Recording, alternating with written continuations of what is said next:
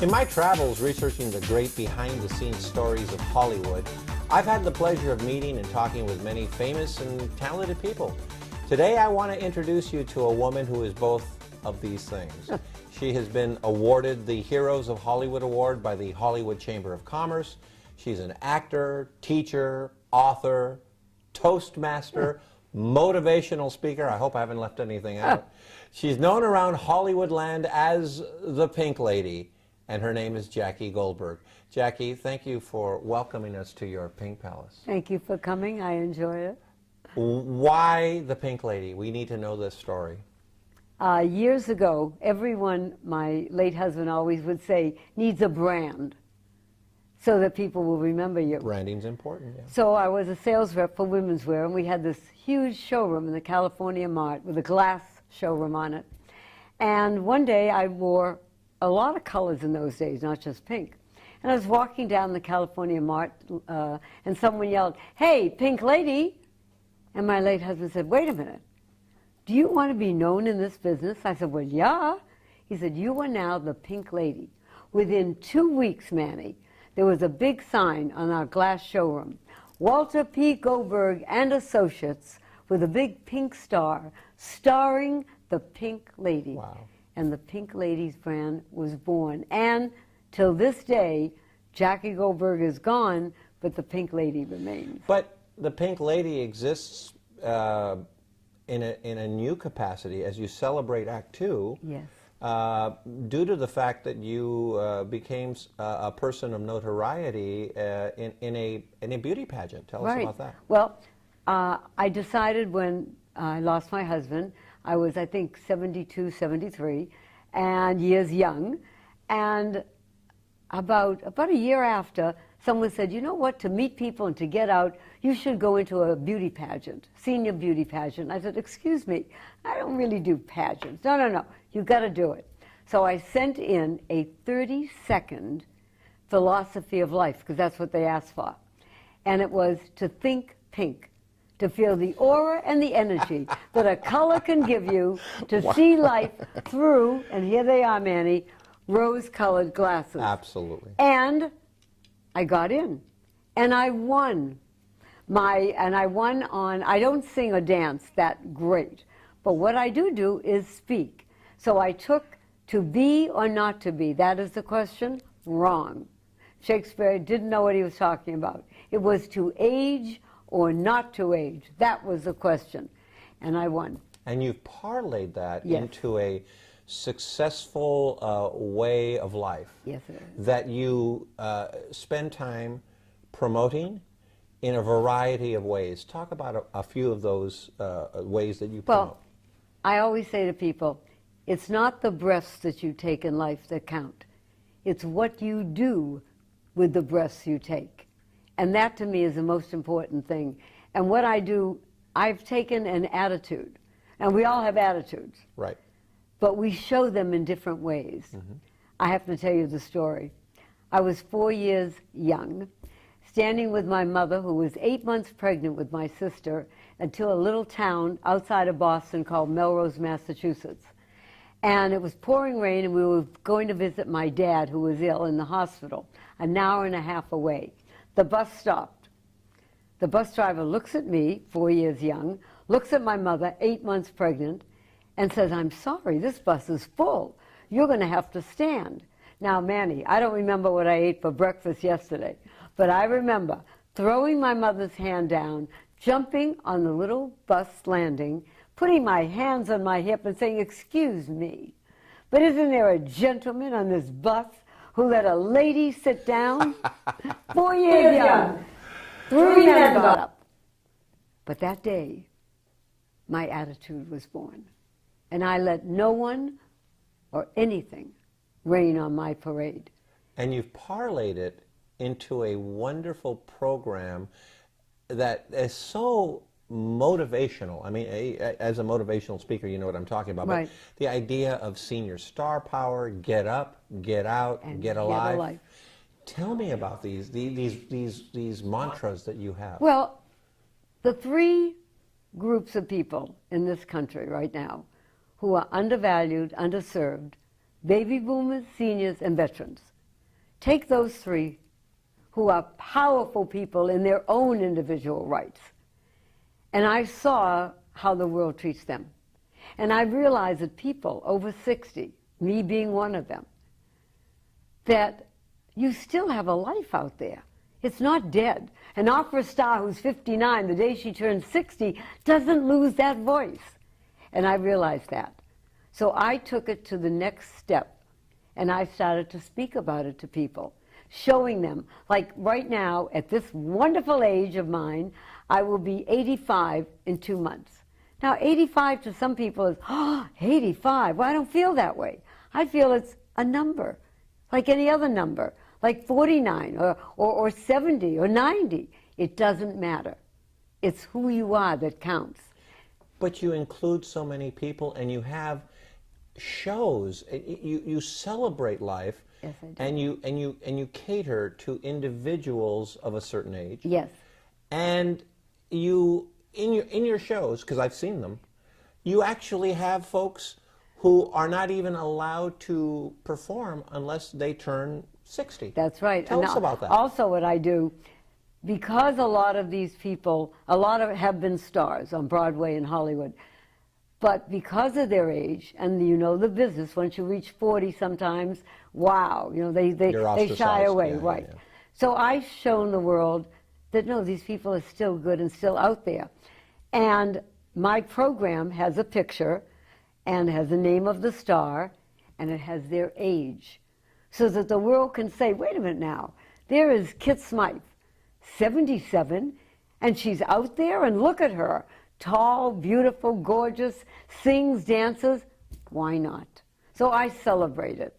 And I tell people that it's not what you do in life, okay? But it's how you do it. It's just like the breaths we take. It's how you do something. It's how you take it to the next level. And then I started with my book, and then I took it, this is really funny, when I do my seminars for Get Up, Get Out, Get a Life, I walk into a room, I tell people, do not say the Pink Lady Jackie Goldberg is here. Just say, and now our guest speaker, the Pink Lady, end it. And then all of a sudden you hear John Travolta's Staying Alive music, and I dance my way to the podium with a big pink boa and sequin outfit. By the time I get to that, up there on the stage, I can leave because they love it. They're up there dancing, getting up. It's all about enthusiasm, excitement, and energy. And I tell people that are over 60 are still vital, productive, creative, energetic, and in my case, entertaining. You know, you've resonated so well. You've attracted stars. I remember at one of your shows that I happened to attend, I saw Oscar winner George Chakiris. Yes. Oscar winner Margaret O'Brien. Right. The late Florence Henderson. Yes. And of course, folks that represent our mayor, Eric Garcetti. How have you managed to tap into such important people with your message? Is it just that it resonates so well? No, I think what it is two things. As far as the city goes, our mayor understands it, and Mitch O'Farrell is a councilman for the 13th District. He is absolutely fabulous. And he was a song and dance man before he went into politics. And he's getting up there in age. And they're beginning to realize it, that the people that are untapped, so to speak, are the people with experience over the age of 60. And that what we can give to our community, as well as ourselves, take the veterans. We have some fabulous veterans who come into our shows. One of them is David Curtis, who's now 75, lost his wife, lost his son, came back with everything that you can imagine from the wars. Mental, physical, everything. Absolutely, yeah. With a voice that is absolutely, well, to cry for is what it is. He can get up there and he sings songs with his heart and his soul. He now has an agent, now having a whole new life. Paul Roach, young, 60, came back with everything that we talked about, couldn't really get up before people. I got him up there. He now got an agent, now out there singing, and they all tell me the same thing. Pink, you gave me a life back again. You have dozens of stories that celebrate Act Two. Yeah. Dozens. And these stories all seem to have a happy ending. They do. Folks that were former Dean Martin gold diggers. Yes, Susie Ewing, yes. fabulous. Folks that got a job, formerly they were actresses or dancers or choreographers. Now they're working on cruise ships. Yes. I mean, I've heard these stories over and over again, and they never get old. They're inspiring. They really are feel-good stories. Well, people ask me, Pink, at this stage in your life, you know, why are you doing all this? You could be relaxing or you could be traveling, but you know what? This is my life. I take, Manny, I know it sounds funny, but I take each day as really, truly a present. Once someone asked me, what do you do the first thing in the morning, Pink? I said, okay. I said, I put my feet over the side of my bed, I look out into my garden, and I say thank you. Thank you to the universe for giving me another day to help others see life through rose-colored glasses. That makes me happy. And I know as long as he gives me the days and stuff, that I'll be doing it forever, because there is no time limit. 2017 has been good to you. You have a book. Yes, yes. We need to talk about the book. Yes.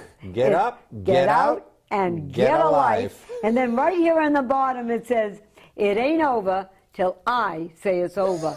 But in reality, it ain't over till you, the audience, say it's over.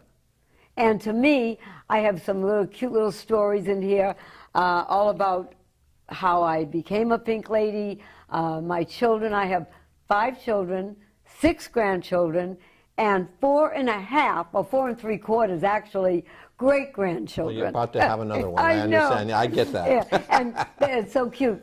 The grandchildren have always called me Pink Grandma, and the great-grandchildren, because they hear their mom and dad say, you know, Pink Grandma, they double it, Pink Gram.